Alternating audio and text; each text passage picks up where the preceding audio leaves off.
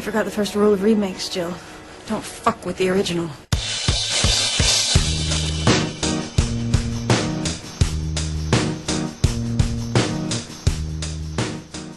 Hey everybody, welcome to Don't F with the Original. With Nicholas, I'm the gaming correspondent for Idiomatic. And I am Dimitri, editor-in-chief of Idiomatic and movie critic. And today we're talking sequels, the mechanics of sequels. Alright, let's get to the discussion proper. Can you think of an example of sequels that are better than the original?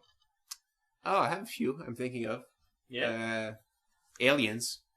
I like better than the original one. They're two different genres. Aliens is more action, whereas Alien is more of a horror thing. But I liked Aliens a lot more. I'm not a huge fan of horror. I thought X2 was better than the original X-Men because the character's already established, like we mentioned, so you can go directly into the action, and the action was a lot better. Terminator 2, I enjoyed a lot more. The action was so much better than Terminator. Terminator 2 put the action like one notch above every other movie of that time, so it was great. Yeah, I agree. Well, with the case of Terminator 2, it's actually because they're both James Cameron, Aliens, and Terminator 2. Yeah. And they both do the same thing, where Terminator 1 is actually more of a horror film when you stop and think about it. I mean, it's not classified as one ever, but if you look at the tropes, it's a silent killer monster that's out of this world that hunts this woman down all the way to the end until she finds a way to kill him. That's true. That is true. I didn't think about it that way. And when he made the sequel, he turned it into some real action science fiction tropes, which he did with Aliens as well. What about you? Any sequels you're thinking? Well, I'm with you. X2 was one of the ones in my list right away, you know. And Terminator 2 is one of my favorite movies, so absolutely. The thing I've noticed, though, is like superhero movies, the sequel, like the first sequel, not the other ones, they're always the best one. And I think it's because they're, like you said, the characters are already introduced. You don't have to sort of tangle with the origin story. Spider-Man is a great example of a movie that was bogged down by its origin story. In the sense of, you could have had a really great movie with just the origin story, but it would have been too quiet for a blockbuster. You need a flashy villain. Or it could have been a really good movie, just Spider-Man versus the Green Goblin, but you needed to introduce the character to the audience. So you sort of have two movies that don't really belong together, sort of meshed into one, sort of like a grindhouse movie. You know? It's like there's a missing reel in the Green Goblin story, definitely. Yeah. and because of that, the movie feels very disparate, and you're like, what's that? That's true. As opposed to Spider-Man 2, where, you know, you don't have to, you know, go through the motions of who Spider-Man is, and you can actually just go through, like, that's what's going on in Peter Parker's life, and here's the Dr. Octopus, and the two things tie together really neatly, and it's awesome. That's true. Superman as well. Dark Knight. Oh, yeah. You're wow, superhero. You just banged the nail on the head there. Ironically, by the time you reach the third sequel, though, it's always terrible. Yes! Well, the second sequel, I should say. The third movie. Yeah. And again, I think you can see the reason why, though. In the case of superhero movies specifically, I'm getting off topic just a little bit, but in the case of superhero movies, the first one is bogged down by the origin. Then the second one gets it right, and everybody goes crazy for it. And unfortunately, that's when the producers start paying attention and going, oh, there's a large fan base for this. Okay, we need to please the fans. What do fans like? And unfortunately, the superhero movies are based on comics that have been around for between 50 and 30 years. Yeah. So you have these producers going through, oh, fans like this, fans like this, fans like that. Put it all in the next movie. And it's like 30 years of history. Yeah. And so every third movie has the same problem, where it's just crammed with crap that just doesn't fit. Yeah, I agree. And it's made by producers instead of directors. And I always feel that there's a certain degree of hypocrisy. Unfortunately, you know, the other guys aren't there because they would have said it. Whenever it goes like, oh, I like it better when people present an original story. Why can't Hollywood be creative? And I mean, I'm sort of making fun of the fellow panelists, but let's be honest. That's an opinion that the general public really has a lot of times. Yeah. You find it on the internet all the time. It's just a general opinion, and I feel there's something a little bit hypocritical about that, because just because you're using the same characters doesn't mean you're not being creative. Yeah. You know, you can have a completely original story with, you know, you're just reusing the characters, whereas, you know, you can use you can have a completely different movies, and it's just some recycled things. Oh, I've seen this before. I mean, I'm not saying this is a bad example, but like the Robin Hood movie that came out, and they recycled Saving Private Ryan in it for some, it was completely ridiculous. I mean, recycling ideas in other movies, and you think it's going to be original, but it's not. It's just crazy. Oh yeah, Gladiator is the first act of Ben-Hur, Yeah. We're totally bagging on Russell Crowe here, but and you can't tell me that The Dark Knight has anything to do with Batman Begins. One is a progression of the other. They take place in the same universe with the same characters, but none of the themes are being repeated there. Yeah. And it's hypocritical because so many people say that. Like, you ask the average Joe, or Tom, or Bill. It doesn't really matter what their names are. You just ask a person, and they'll tell you that thing. Oh, I like better original stories. And it was like, if everybody felt that way, why is it that the box office gross for a sequel are not measured the same way as for an original movie? Because sequels always make almost twice as much every time. That's because more people go to see sequels. So people going like, oh, I like better original stories. It's like, most of you must be full of crap. Yeah.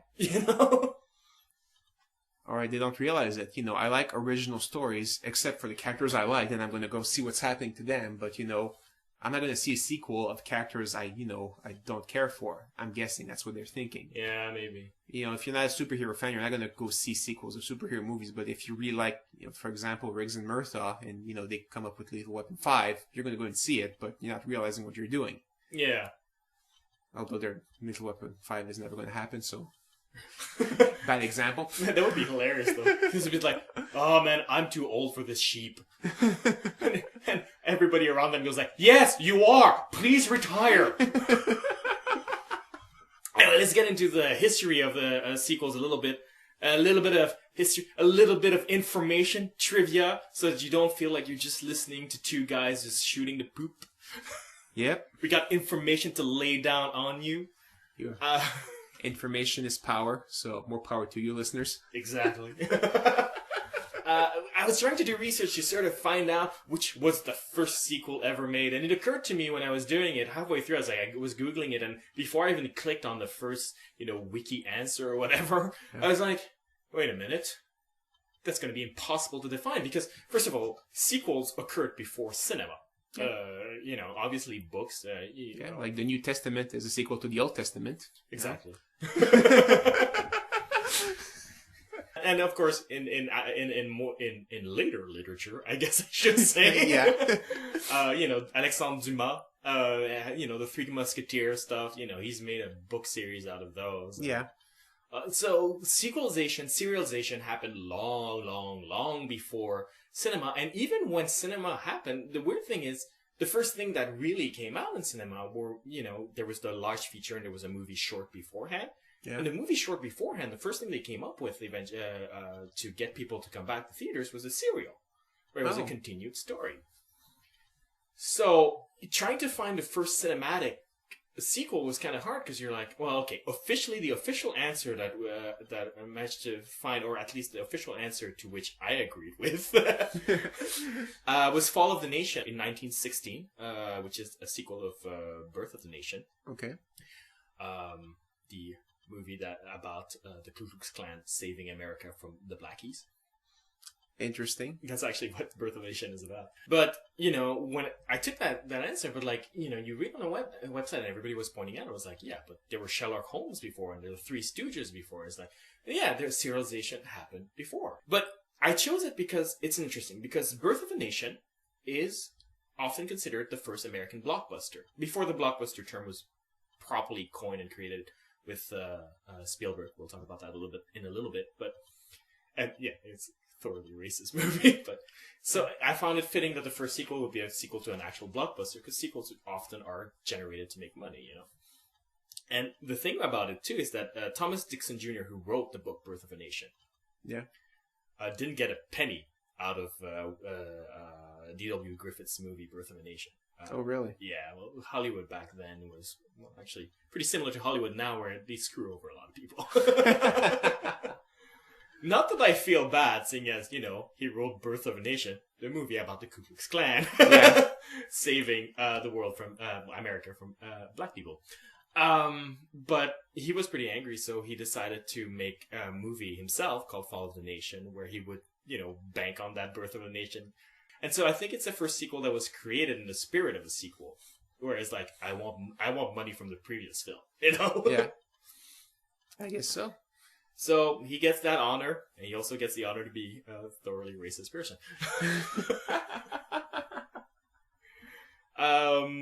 And, you know, you can say what you will about, like, oh, well, it's the times, 1916. No, even by 1916 standards, he was a racist. Yeah. Yeah.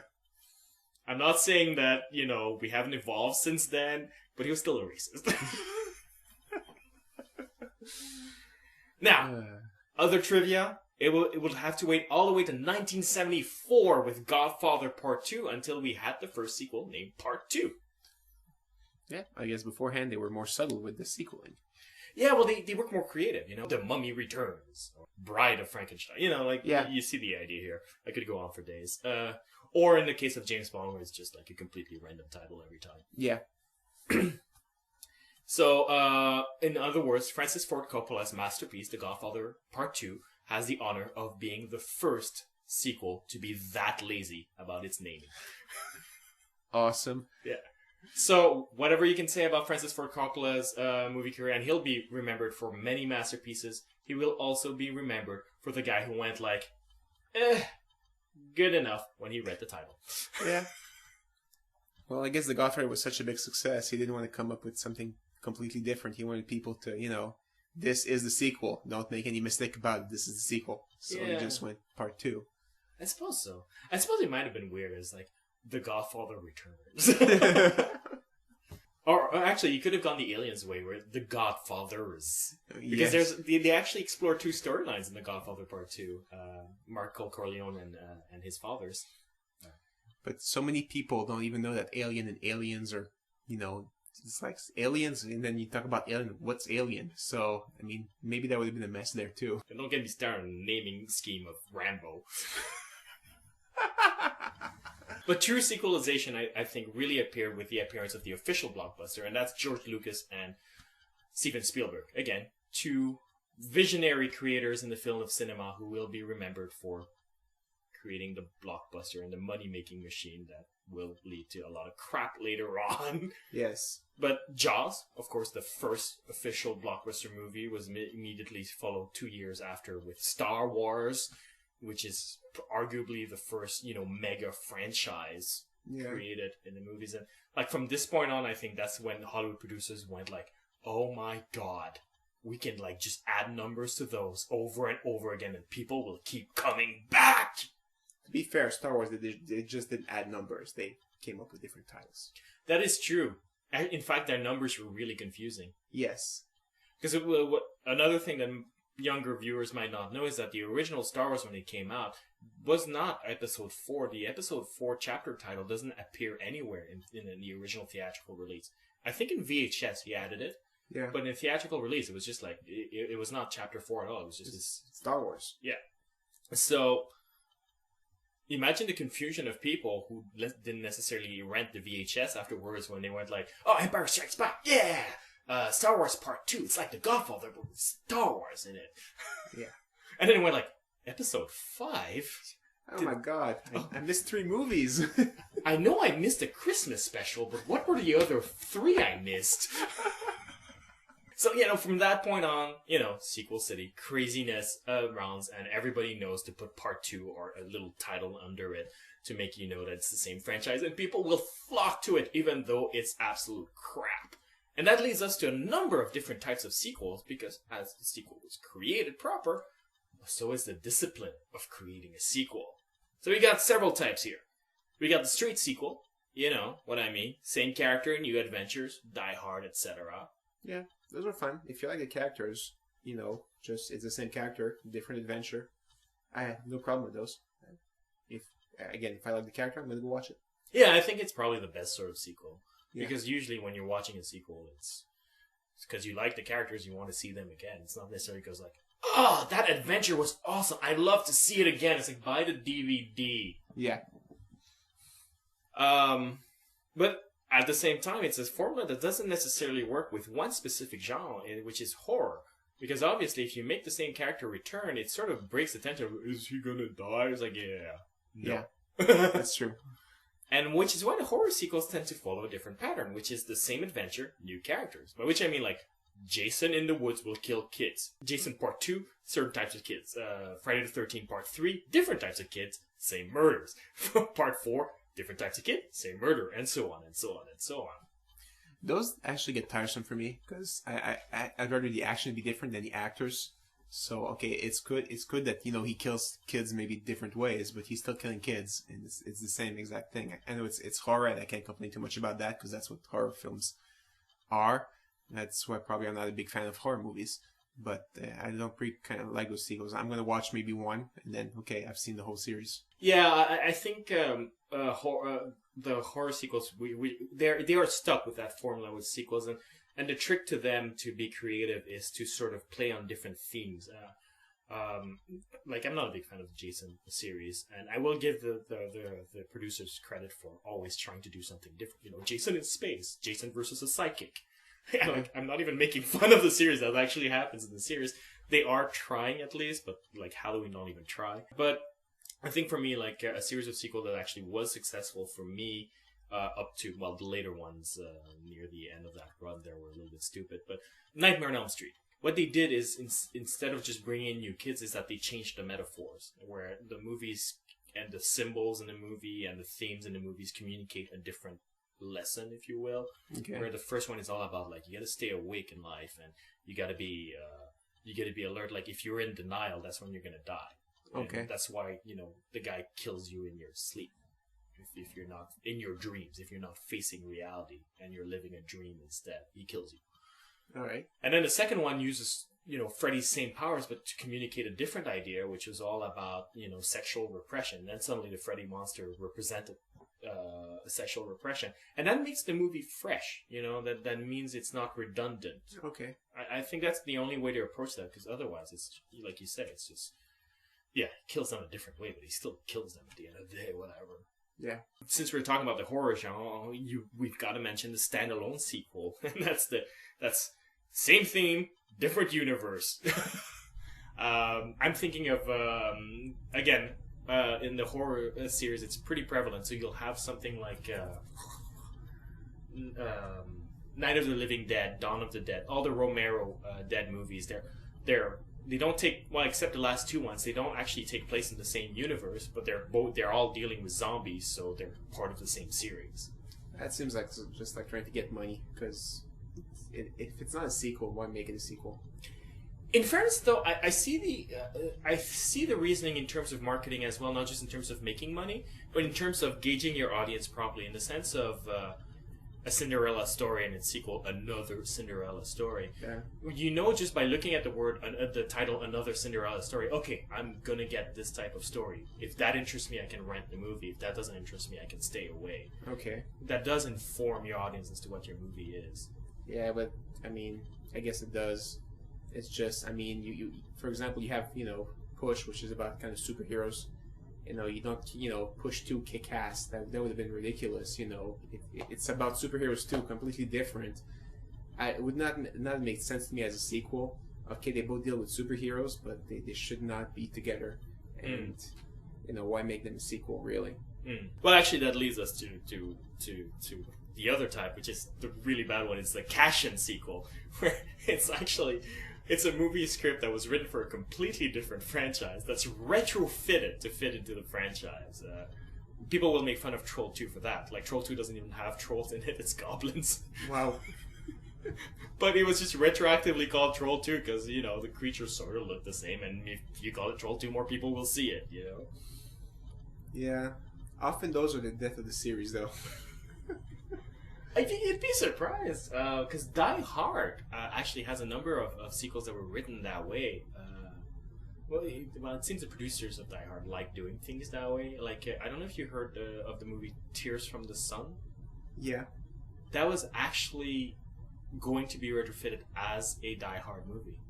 I guess the third one killed the franchise though for a while, so they said, "No, there's no point doing that." It was going to be Die Hard in the Jungle. Wow. What does John McClane have to do with the jungle? I don't know. And then somebody thought better and went like, you know what? We should probably just call it something else. That's interesting. But yeah, no, it happens a lot. Like, it happens in a lot of big budget studio pictures. We just don't hear of it, and it's because it's not nearly as obvious as, you know, B movies. Like, thinking of House, not House MD, but like House, the horror series about different haunted houses. Yeah. The third, fourth, and fifth sequel are actually independent movies, independent horror, B-level horror movies. House 3 was actually had a completely different title, Revenge something or something like that, because it was about a jailman who starts haunting a house, and the title actually focused on the fact that the guy was a prisoner, an ex-killer who was executed, not the fact that he's haunting a house. But then when he was released widely, it was like, it's House 3. That's bad. And it's like, it's 2 or 3 sequels in a row that are like that. They're completely independent movies that actually had a small festival run as something else, and then when it came out on video, House 3, 4, and 5. Why do that? Seriously. I think it works though. I think people will rent it more. In the defense of the House franchise, it is one of those things where it's like, well, I know what I'm getting. You know, I want a haunted house movie. It says House 3 on it. At least I know I'm getting a haunted house movie. I guess. In fairness. Yeah. Alright, so moving on with the spin-off sequel.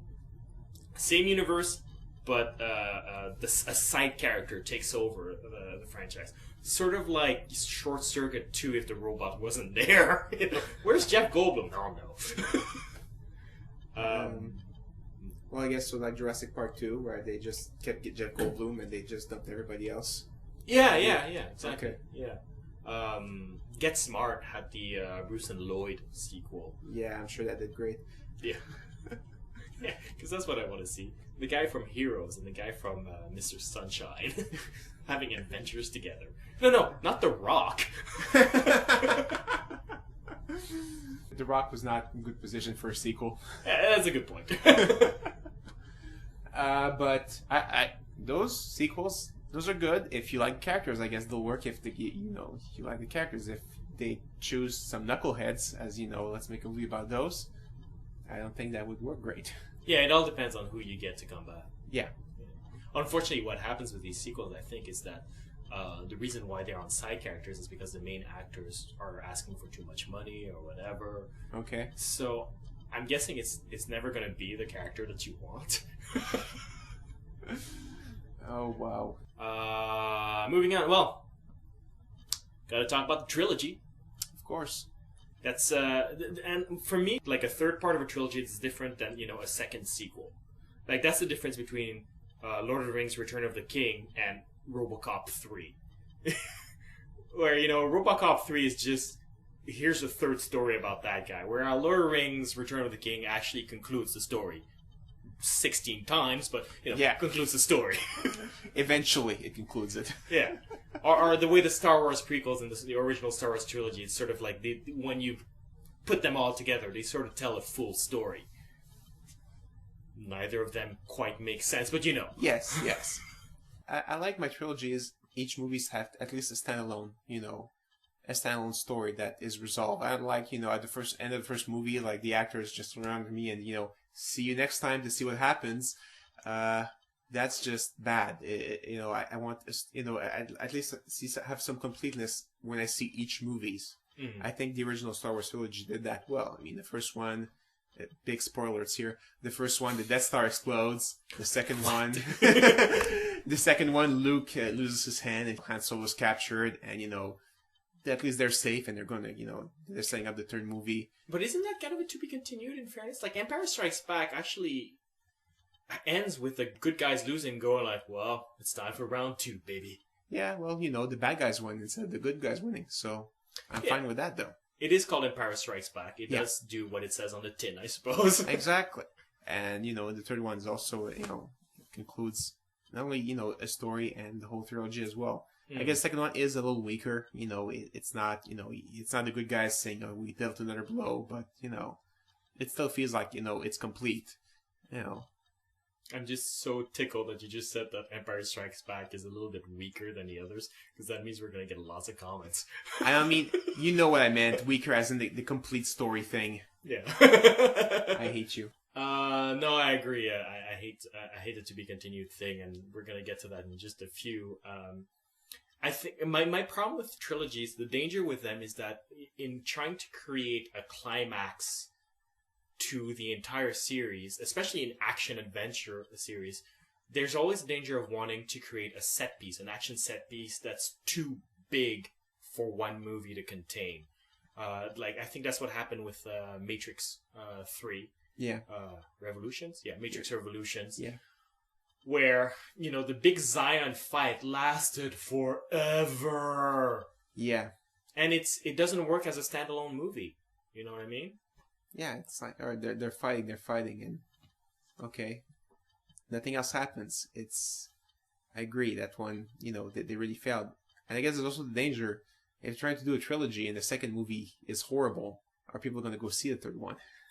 Yes, yeah, that's true. Well, to be continued movies are really a danger for that. Where you have an incomplete story that the second half is going to be delivered later on. Well, sort of. Because Pirates of the Caribbean, Dead Man's Chest ends with the cliffhanger of Jack Sparrow being Dead. Dead, yeah, whatever. Deadish. Deadish. You've seen the commercials. I'm not spoiling anything. Come on. Yeah. And who's going to beat the Kraken?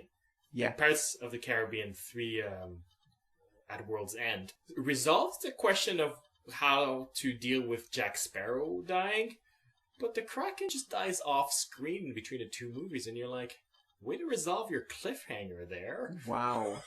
It was one of the most frustrating experiences ever, where it's like, the second one's like, how are we going to beat this crazy Kraken? We failed the first time. I'm going to see this in theaters. I sat in the theater seat and I go like, yeah, we killed it off screen. It wasn't really a big deal. Yeah. Like, what the freaking hell is that? It did not digest Jack Sparrow very well. But again, and the Matrix 2 and 3 are also one story when you think about it. Although, in fairness, actually, Matrix 2 is a full story. Then with like the beginning of the third movie tacked on to it. Yeah. One series of movies that I thought was interesting was Back to the Future, because they complete the original Back to the Future story, like completely fine. All of a sudden, you know, Doc Brown happens and says, "Oh, we have to go to the future, help your children," and then it just, you know, to be continued. Which was meant as a joke back in the time. Really? Yeah. When they had no plans of making a sequel when they made the first one. Probably explains why they did the sequel 5 years later. Yeah. No, it was totally meant as a joke, and they didn't expect the movie to have nearly as much success as it had, so then they felt compelled to do it. Okay. And then the second and third one are a good example of two movies actually filmed like they were filmed back to back. Yeah. They were filmed as one movie, even though they deal with very different ideas. Exactly. Different sets as well. I mean, one's a Western, one's you know, same as... One's a Western if Disneyland, you know. Western-ish setting. True Grit is a Western. That was Disneyland.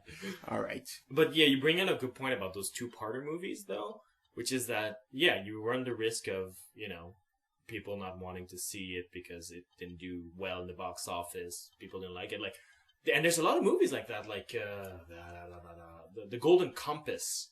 Yeah. It was actually a fine movie. I was actually fascinated. I sort of wanted to know what would happen next, and well, I'm gonna have to pick up the books really because the movie's not happening.